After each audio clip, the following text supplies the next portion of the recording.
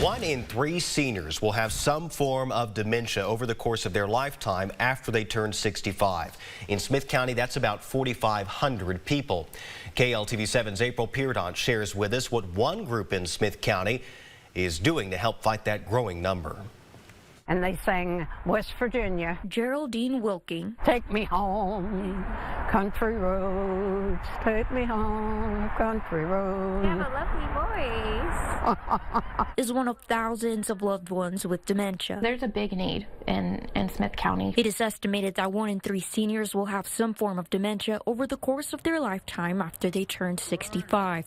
And in Smith County, that's about 4,500 people. Studies have shown that with these kinds of programs, they're able to actually stay in their home longer because they're slowing the progression of that disease with this stimulation. Programs such as Day Club that Alzheimer's Alliance of Smith County offers.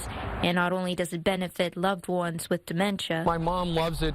She comes every week, Tuesdays. But also the caregiver. That caregiver gets a break from 10 to 2, which is really good for their mental and physical health. From singing to dancing, games, and crafts, They'll always have some kind of physical activity. volunteers and staff go above and beyond. It's always friendly. It almost feels like we're showing up at Disneyland when I drop her off. At $40 per session with scholarships for families and low household income, Alzheimer's Alliance is expanding their services. Currently, we have Tuesday and Thursday, and we're going to be adding Wednesday because we just have such a wait list and there's such a need for this program in this community. They hope to continue expanding to reach more caregivers and their loved one with dementia.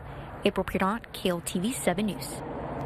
It's an important cause. If you'd like to donate or volunteer, scan the QR code at the bottom of your screen or click on the big red box at kltv.com. Katie?